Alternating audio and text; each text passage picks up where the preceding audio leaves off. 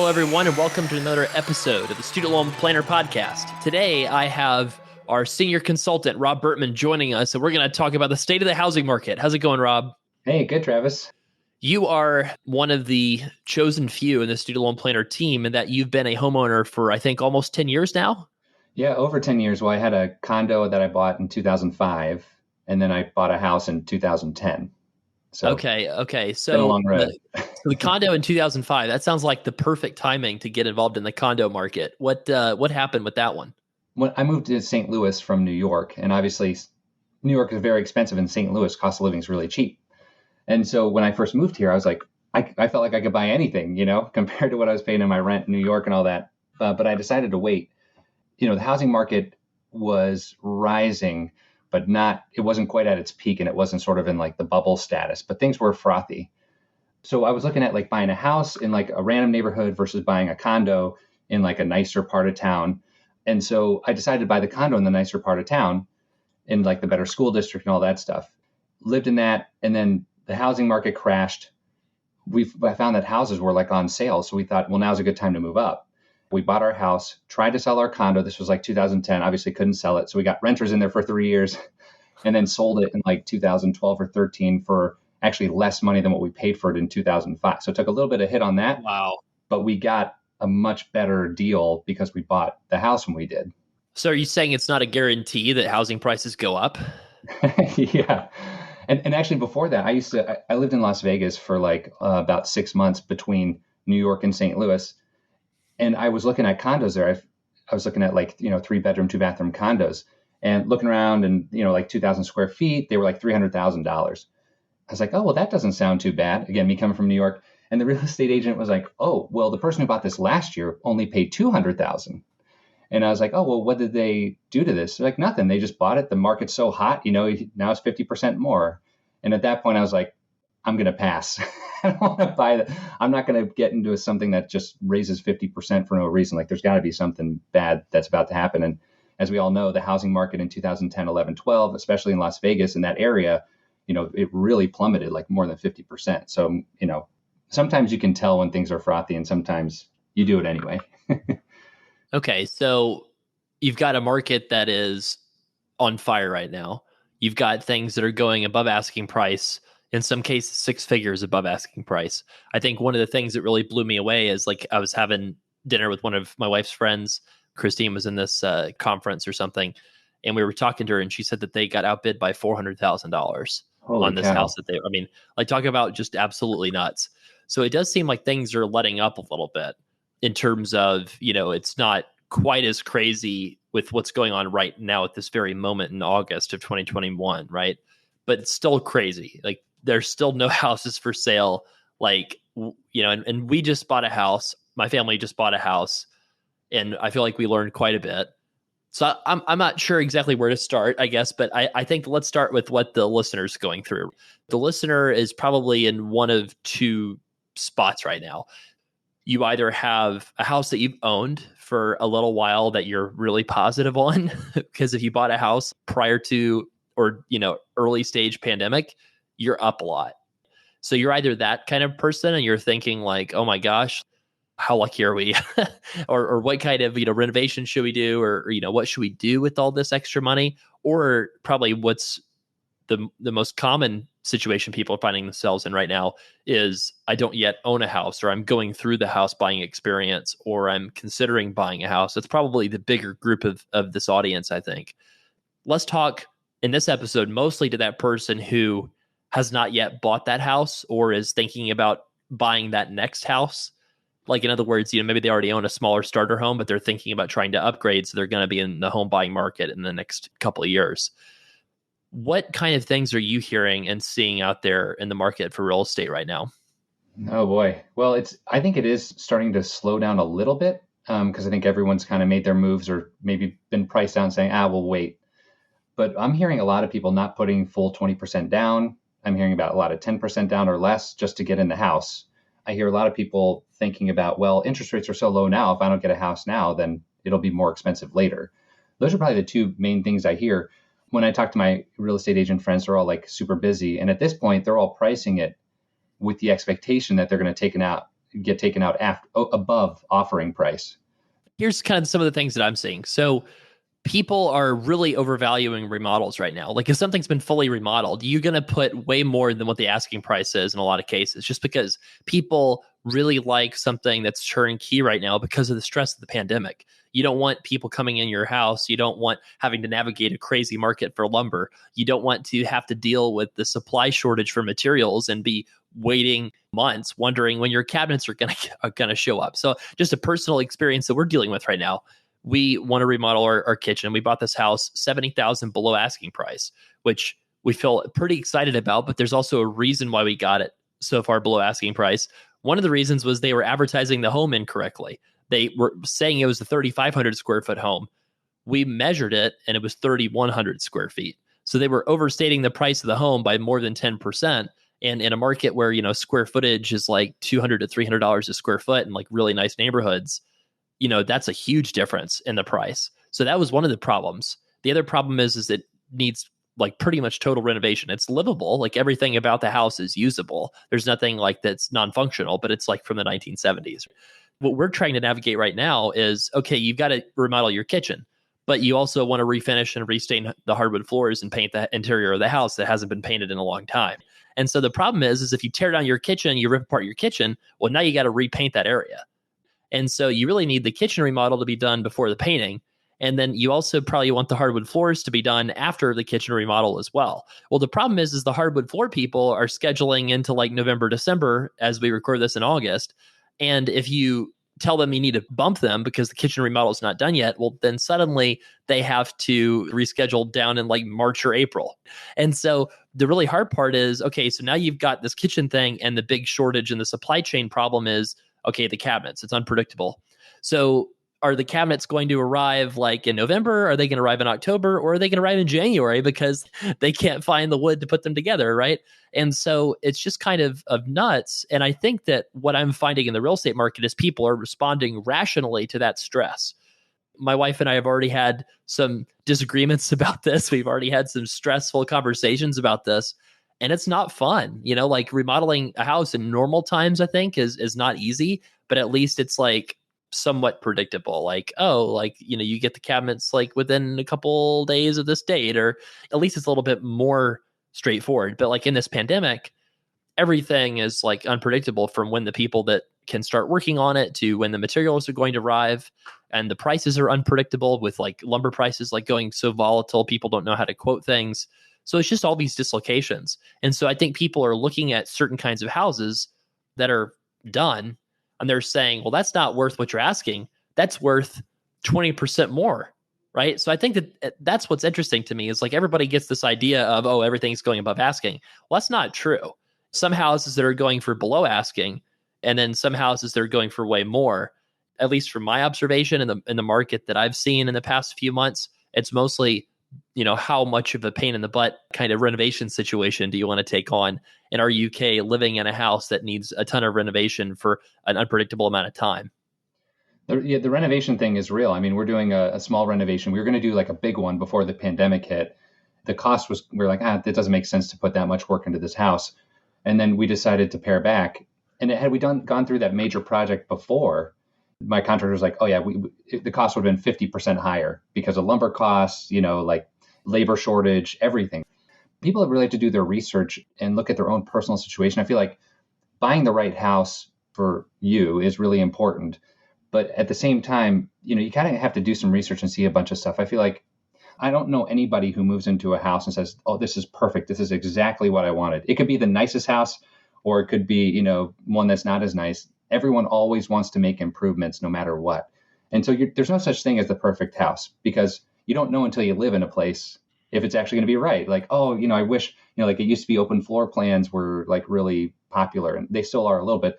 But when you got little kids running around and there's no walls, it gets really loud. So then people are like putting up walls, or like laying down carpet, So you never know until you live in a house how it's going to fit for you. So I would say if you feel like, oh, this is our house, this is the one, it might not necessarily have to be that one. So I still urge people to be patient and not get into the fever of like, oh, we got to buy now or else we'll never be able to do that. I don't think that's ever been the case.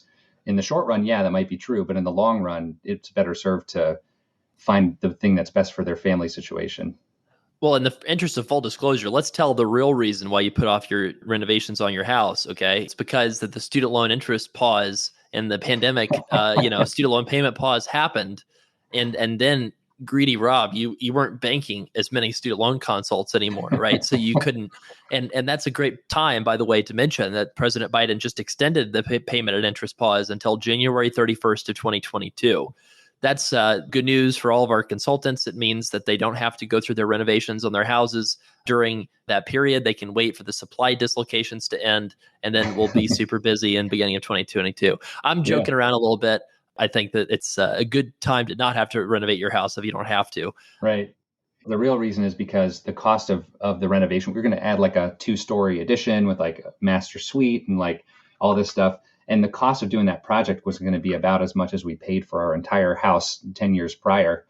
And so we're like, it's not worth it. So we decided to pare back, and we're going to do some sort of like, staged kind of improvements over time. But no, I'm glad you mentioned that. Yeah. Yeah. Well, let's talk about kind of local nuances, right? So one thing that I've discovered is the permitting process is really terrifying. I mean, it doesn't have to be, but it's interesting because if somebody lives out in the country, it's one set of rules. And then if you live in a town, especially a town that's like really into green spaces and environmental protections and things like that, that's going to come with a lot of rules and regulations in terms of your project. Mm-hmm. What I'm finding is sort of the permitting process adds costs because you have to go through and get everything approved. Your contractor has to submit all the paperwork and designs. And I think that's one of the reasons, for example, why some of the additions and projects that we're looking at are more expensive, is because you have additional things you have to jump through. Some of that's for good reason. Homeowners obviously want to make sure things are done safely, to make sure that the neighborhoods retain their value. But it is kind of an interesting process. So let's talk more to that home buyer that's listening, or prospective home buyer that's listening right now. So they are seeing a market that is totally nuts. And you're seeing a lot of people get down payment assistance help from their parents. You're seeing a lot of people come in from out of state, like in California. That's happening a whole lot here in North Carolina. People are leaving California with massive amounts of equity, and they're taking that massive amount of equity in their home, and they're getting a normal mortgage for what they can afford here in North Carolina. And they're taking that massive amount of money and like putting it in above the appraisal to buy whatever they want to buy, basically. So if that is what people are competing with, how do you not lose your head in a market like that? Well, right. I mean, another thing to mention is just the low interest rates makes the monthly payment, you can afford more house. If mortgage rates were 5% versus 3%, I think you can actually purchase about 50% more house for the same monthly payment with that 2% drop in interest rates. So that's also, the low interest rates are really propping up the prices too, because people don't buy houses based upon the cost. They look at the monthly payment, just like they do when they buy cars.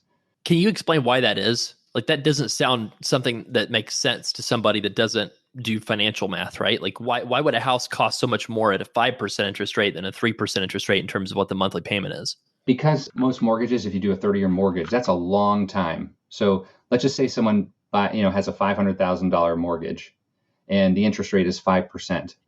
Well, what they do is they calculate what's the level payment. It's called an amortization schedule. What's the level payment that over a 30-year period, they'll pay down the interest and pay down the principal to zero. If the interest rate is higher, let's just say someone has a $500,000 mortgage and at a 5% mortgage rate, their interest can be $25,000 for the year. You divide that by 12, that's about $2,000 in interest in the first month, aside from what the principal payment would be. I just did this. So, Did you? Yeah, so $500,000 mortgage, $2,684 a month if the interest rate's 5%, with total interest paid of $466,000. Okay. And then if I put in the same calculator, I put in 3%, the payment drops from about almost $2,700 to $2,100, with about half the total interest paid. So you're saying that basically the interest paid just gets divided into that 360 months. And then, the effect of adding extra interest rate onto something like a 30-year term, which is so long, is kind of like this exponential thing almost, where it just makes that payment just go way up. Right. And then you have a levered return too, because you're putting whatever amount down. And so if the less you put down, the more impact it has on the mortgage payment itself. Right? Obviously, another way to say it is the bigger the mortgage, the bigger the effect of a lower interest rate, the cheaper it makes a a lower interest rate makes a big mortgage cheaper, a lot Right. cheaper. So if you think about like someone coming from California, they've got a ton of equity that they're able to put down on their next house. So their mortgage they might qualify for based on their income would allow them to, in other words, to buy way more house than they could just with that, big return that they're bringing with that down payment. It's going to make their mortgage payment even lower by putting in a bigger down payment if they wanted to, right? Right. So you've got a really, really hot housing market. What could happen? Are we expecting a fall in this market? Are we expecting a crash? Like, what are some of the things that you think that could happen in the housing market in the next several months or years? I think just like anything, kind of like when the stock market is overvalued, it's hard to know whether there's going to be a crash. But what we do know is that it just means there's going to be lower returns going forward over a longer period of time. So if housing prices grow on average, 3 to 4% a year, if we're in a frothy market, maybe they'll only grow by 1 to 2% a year for the next 10 years. That could be a drop and then a recovery, or it could be just sort of slogging along for a little bit. It's kind of hard to know. The pandemic obviously forced a lot of people to look at their housing situation and say, if I'm going to be trapped in here again, we need more space. You've got the low prices, high prices, low interest rates. You've got people itching to get more space. You've got shortages in the supply chain and shortages in the supply of housing. So my guess is at some point, all that's going to unwind. I mean, I don't know if it's going to be in the next 6 months, in the next 3 years, but it's going to unwind and the heatedness is going to cool down. But I don't know if it's going to mean a crash. Maybe in some markets it will, or maybe some segments of the market. Like in my neighborhood, a 4-bedroom house is going for about like 30% more than a 3-bedroom house. But a new construction 4-bedroom house is going for over 100% more. It's double the price of like an older 4-bedroom house. You got to think that why would someone pay twice the amount? So maybe that higher end market is going to drop off because there are only so many people that can afford that level of house. So it could be like a fragmented sort of slowdown, or it could be, the whole thing slowing down. I don't know. What do you think? Well, here's my opinion. If you can have the housing market payment go up higher by having a higher interest rate, if you have higher interest rates on mortgages, then you'll have lower housing prices, all things equal. I think the Federal Reserve is showing key indicators that they're going to slow down their purchases on bonds. So one thing that's really propping up the housing market is the Federal Reserve right now, because the Federal Reserve is buying 120 billion a month in bonds, 40 billion of which I believe is mortgage bonds specifically, which directly pushes down the interest rates on mortgages. Like you talked about, if you have a 3% mortgage, your payment is say $2,100. If you have a 5% mortgage, your payment's $2,700 on a $500K mortgage. What happens though is as people don't celebrate with a lower housing payment, they pay more because they're like, oh great, I can afford $2,700 a month. So, with these interest rates of 3%, instead of paying $500K for my house, I'm willing to pay $600 or $650. And that's why things are so on fire right now, is because they've held down the interest rates artificially low, which is pushing the price of housing artificially high. And there's been a lot of people in the Federal Reserve that have said, hey, it doesn't seem like we should be supporting the housing market right now. We're exacerbating an affordability crisis and we're risking big inflation, which means that if they back off of that, by necessity, housing would have to cool a little bit. So I think that it seems like a no-brainer that housing would cool. Now, the reality is housing cooling, like you said, could simply be that houses sit a little bit longer on the market. And then instead of going for way above asking price, maybe they go more closer to the asking price.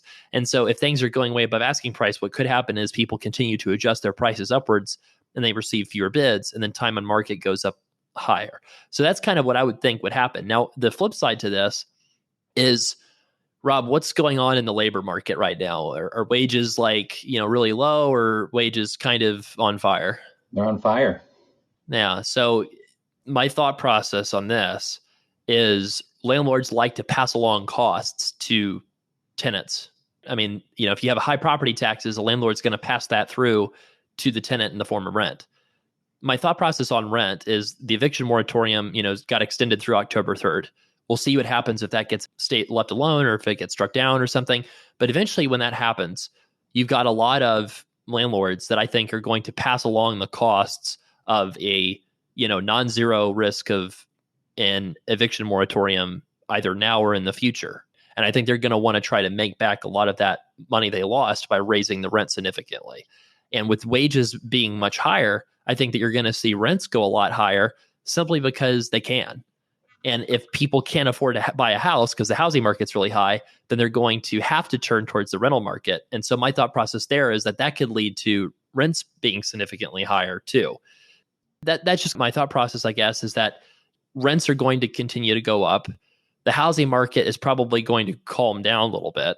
So if you're trying to buy a house, don't despair. I think you will have an opportunity. And the other thing I'll say is this. I bought a house with my wife in a time when I really didn't want to buy one. I'll just come out and say it. Okay. Full disclosure. I did not want to buy a house right now. That was like the last thing that I wanted to do, but it ended up being a mixed blessing because the water main for our apartment that we were staying in burst in the building. The whole building water main burst and it unloaded everything into our apartment because we're on the first floor. So everything got soaked. Our Moroccan rugs we bought on our honeymoon are totally drenched. So we had to go find the one person in the whole area that cleans Moroccan rugs or Persian rugs kind of thing. Dry cleaning bills are through the roof. That sounds awful. Yeah, it was terrible. And the thing is, we happened to be under contract when that happened. And so because we were already under contract, I actually talked to all the bankers and moved our closing date up 11 days sooner just to get out of that situation because it was such a bad situation. That was kind of a mixed blessing where it's like, okay, yes, the housing market is bad. Yes, it's not a great time to buy a house. At the same time, what are our goals? So that's one thing we do when we talk about student loan consults is okay, I hear what is going on in your life, but what are your goals? What are you trying to do? Buying a house to get rich is a terrible idea. If housing goes up a lot, it's kind of unexpected. It's sort of a surprise versus investing in the stock market long-term, you're expecting it's going to be exponential returns. Whereas housing is usually inflation level. So, I say that, I guess, to say that, okay, at the end of the day, and having this conversation with my wife, we're like, well, what can we afford? Okay, we can afford X. Well, therefore, buying Y is reasonable because we can afford X. And are we going to stay in this area for 5 years? Is this a place where we could see sending our kids to the public schools in the area? All these questions you ask yourself, and you're like, okay, sure. And so if the housing market takes a downturn, what's not going to change is our monthly payment. Our monthly payment's going to stay the same. And so, yeah, all things equal, if the housing market takes a downturn, if we needed to sell the house, that wouldn't be a great thing. But also, I would say we're blessed enough to be in a position where if we wanted to, we could pay down the mortgage and take a loss in the house. I think most people can't do that. To the higher income people listening, I would say take 2 times your household income, gross income, multiply that by 2, maybe 2.5 if you're in a more expensive area and you're really interested in staying there long term. Can you buy a house for less than that right now? And especially, can you buy a house? Are you willing to do some renovation work? So if you say yes to that, then I think it's fine to buy a house. And if you're not able to do that, then I would just say, well, is something going to change about your situation? Are you going to move? Are you going to make more money? Are you going to buy your own business, become a dental practice owner or something like that? We're not going to have the answers for you on this podcast today because nobody can predict the future. But we just want to give people some things to think about. Rob, you talk to a lot of people about their budget. What kind of things do you see come up when people buy a house, and what kind of budget issues does that sometimes create for people? I mean, most people are looking to do a 1-to-1 trade-off between what their rent payment is and what their mortgage payment would be and how much house they can afford. And that's usually bad math because the cost of maintenance and upkeep and then taxes and insurance, go up over time regardless of if your mortgage payment is fixed. And so a lot of people don't realize that the all-in cost of owning a house goes well beyond the mortgage payment. The rule of thumb that people say is 1% of the housing price is the maintenance. So if someone has a $400,000 house, that's about $4,000 in maintenance they can expect to do a year on top of their mortgage. Now, I can tell you from experience that it doesn't happen every year. It's lumpy. For example, we bought our house. Everything was fine. I left my job as a portfolio manager and an investment analyst in 2015. And in 2016, my HVAC broke. We needed a new roof.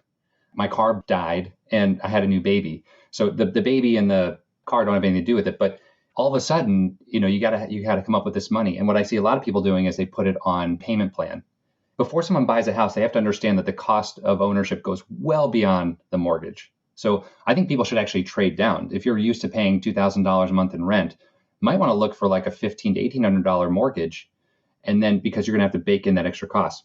The other thing is that aside from the down payment, I don't know anybody who's moved into their house and said, oh, this is exactly how we want it to be. You know, we don't need to paint. We don't need to do anything. We don't even need any new furniture. Everything is moving. We can just move all our stuff in. Most people I see end up spending about 5% of the purchase price in like updates and furnishing. So a $400,000 house, an extra $20,000 on that stuff or more. Honestly, it could be 5 to 10%. So you've got to bake that into the cost of buying a house also. And so what I don't want to see is people be house poor and just sort of be like, okay, well, this is more expensive than I want. And then they have to sell, and usually at a wrong time. Plus, when you sell a house, you have to pay a realtor fee.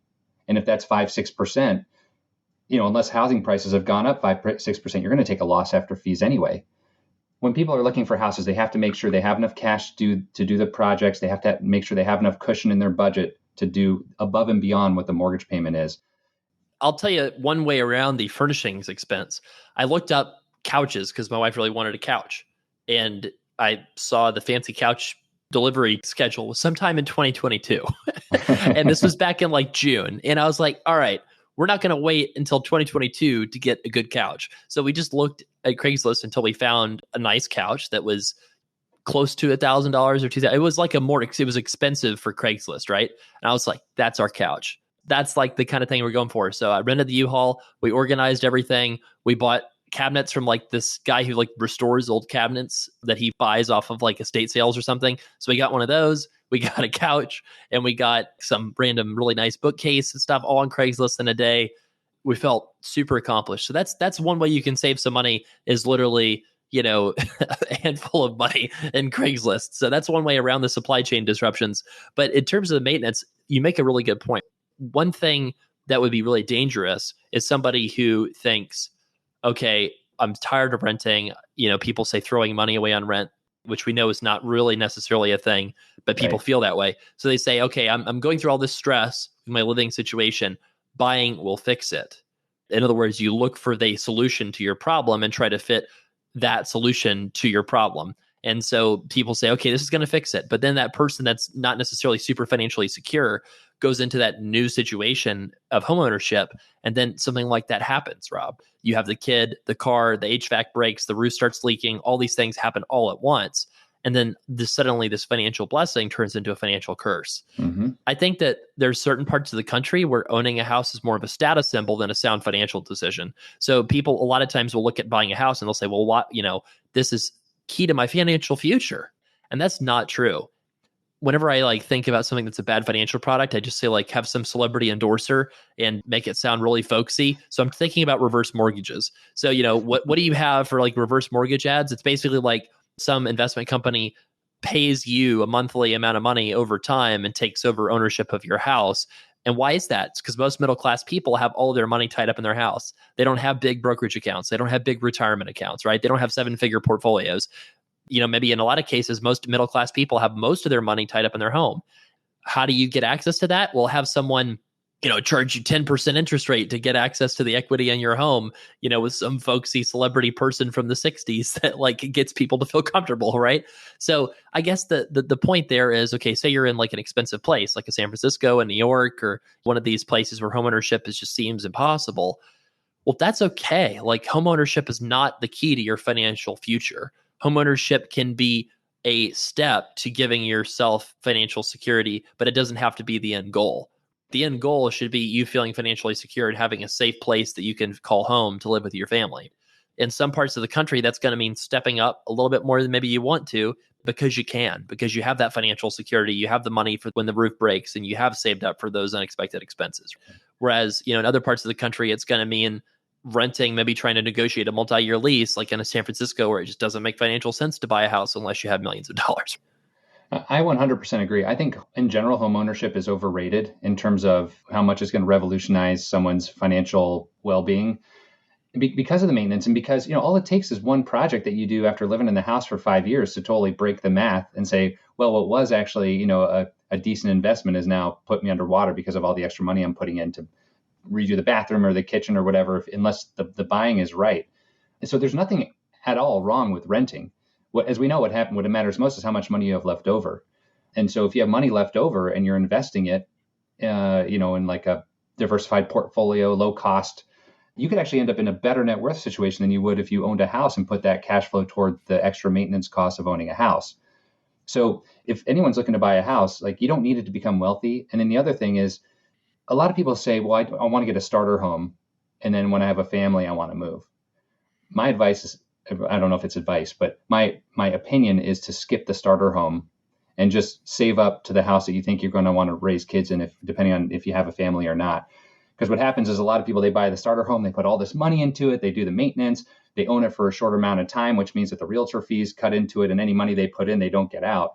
Then they have a kid that, oh, my kid's about to go to kindergarten, I need to get into the XY school district in order to have them go to a decent kindergarten or whatever. So they move, leave all that money on the table, maybe sell the house for, like, on paper, like a modest gain, but really they're underwater with all the extra costs associated with it. And now they're in the house that they see themselves being in. So renting is underrated. Skip the starter home would be my perspective. I've heard this good rule. This is a rule that comes from another blogger called Millennial Revolution. They say take the mortgage price or the mortgage payment, multiply by 1.4, and that's the equivalent rental number. If you include all the maintenance, all the extra stuff. Yeah. So if you have like $1,000 mortgage, multiply by 1.4. So $1,000 mortgage is equal to a $1,400 a month rent. And that sounds right to me. Yeah. And even with that math, also take into account that you need to stay in a place for at least 5 to 7 years to make it make sense, particularly in a really hot market, particularly in a super hot market. So it used to be like in St. Louis, all the residents and fellows would buy a house because it was super cheap. They could get access to financing. And so they could buy a $150,000 to $200,000 house, which was pretty nice in a decent neighborhood. Maybe they have kids. So that was pretty good. But the problem is now those houses are more expensive. And so if you're going to be a resident or fellow where you might have to move in 3 to 5 years, and you know that's probably going to happen, buying a house in this kind of a market is probably a really bad idea. That said, buying a house, even if it's a bad idea, that's still not going to be something that's going to ruin you. It won't. And the reason it won't ruin you is simply because if rent does increase, like we're kind of predicting, then as long as you buy something that you can kind of cover most of the expenses, if you had to rent it out, you could do that and afford to hold on to the house and pay the mortgage, not have it be this huge drain. For example, what you did with your condo in 2005, you kind of have to plan, what is your worst case scenario when you're getting yourself into this situation? You want to say, well, what is our exit strategy? Let's say we move. Okay, if we have positive equity, we can sell. If we don't have positive equity, we're going to have to rent. Well, let's look around the neighborhood. What is the monthly rent for a place like this? And could we rent a place like this for X amount of money a month, covering our mortgage and property taxes, and plus a little, maybe 1 or 2 months for vacancies? And if the answer is yes, with rental prices probably going up in the next several years, then I think it's an okay decision. It's a good thing to do. And if you look around and the monthly rent that you're seeing for similar places would not cover your mortgage payment, then that's a real red flag. Like, so for example, if you're in San Francisco and you're thinking, oh, we're going to buy a place and we're going to move, well, your rental payment that you're going to get is not going to cover your mortgage. And so the worst case scenario would be you have a mortgage payment that's much higher than your rent, and the price of the house is a lot lower. So that's why we say, it depends on the market. As long as you can look at the house and say, okay, well, our rent could cover all of our all-in mortgage payments right now, then I think it's a reasonable thing to step up and buy a house if that's something that you've really always wanted to do. I'm always amazed this is one of the largest assets that most people will ever buy in their life.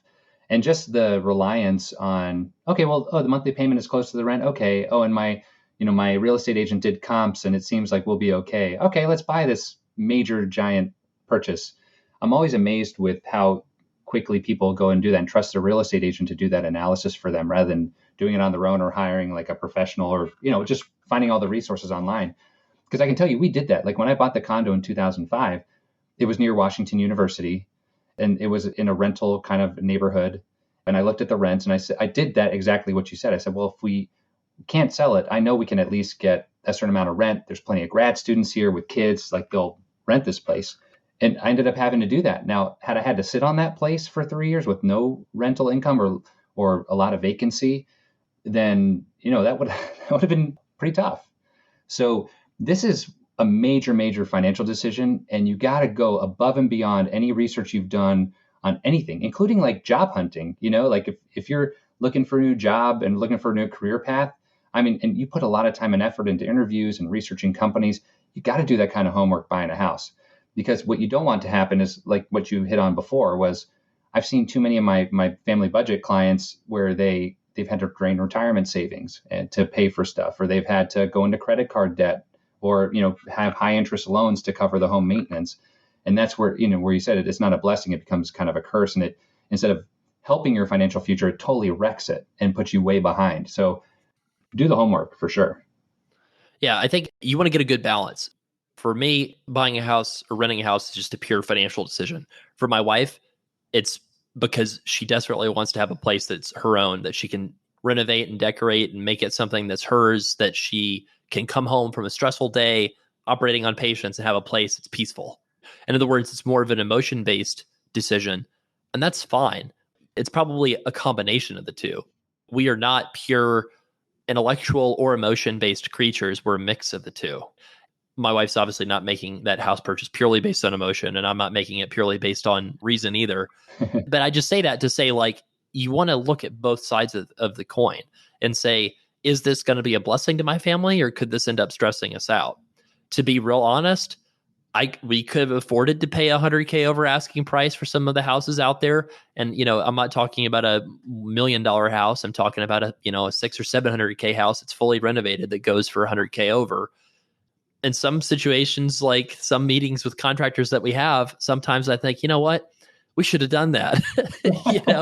I mean, it's not about what you pay for. It's about what it's worth and what it lets you do.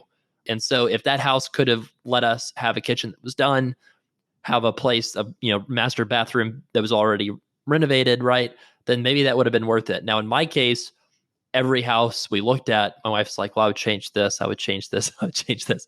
And I was like, that's fine. Like, that's a reasonable view. But if that's how you feel about all these houses that we look at, given that somebody else is willing to pay a ton of money over asking price because the kitchen is from 2005 and not 1970, it doesn't make sense to pay up extra money and rip apart a kitchen from 2005 when somebody wants to pay a lot for that kitchen.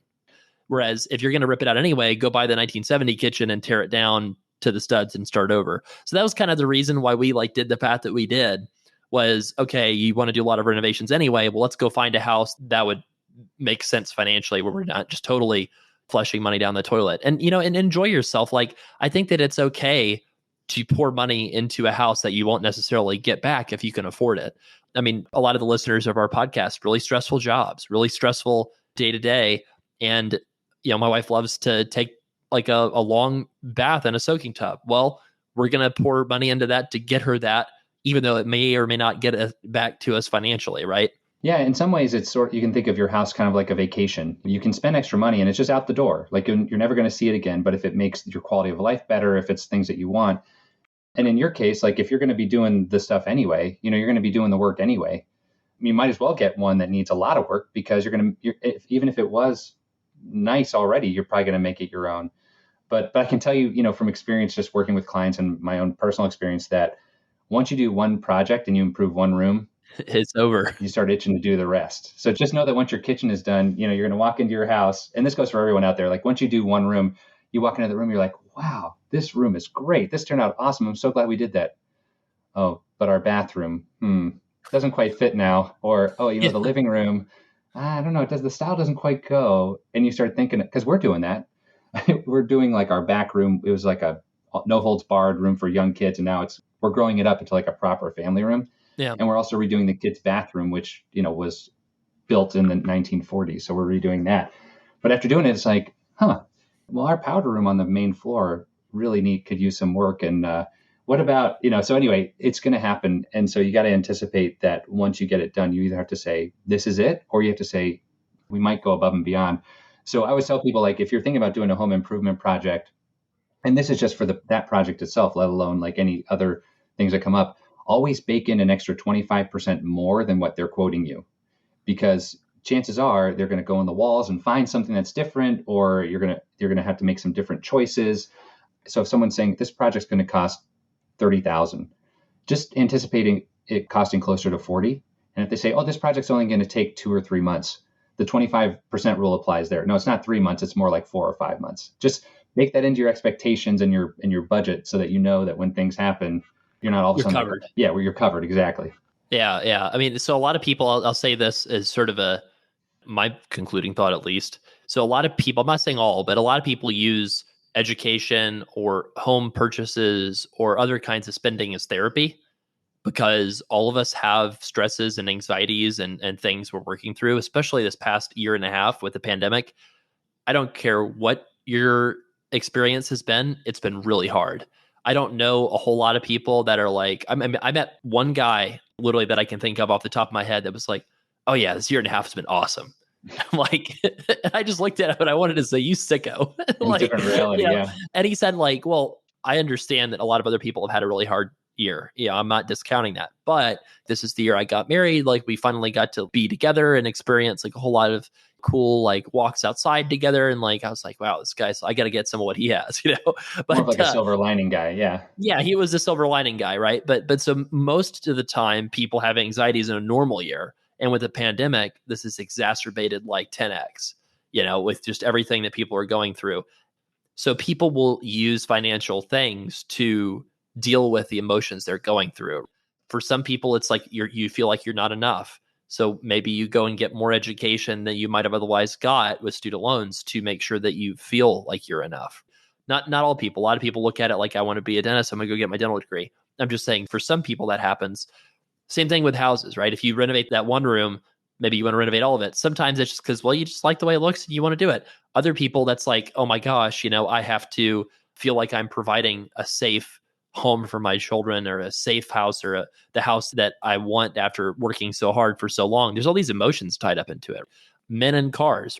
Maybe you're the nerdy kid or something, or maybe you were like me in middle school. I was like the fat kid in school, right? In middle school, you know, like everybody has their awkward middle school years. And so maybe when you come out the other side and you have the finances to afford a nice car, maybe that makes you feel a certain way. Like, oh, maybe, you know, people view me differently than the way people used to view me as this like fat kid loser or something. I don't know if that's how I was in middle school, but at times I felt that way. I'm not saying that for me that the solution to that was buying a car. It's not. Just be aware that that happens a lot. And it's not always one thing. It could be the house, it could be something else in your budget, right? It could be your education, home renovations. Identify like what that therapy is. And then whatever your coping mechanism is, see if you can find like a healthier coping mechanism, if that makes sense. For me, I guess my coping mechanism is playing video games with my brothers and friends.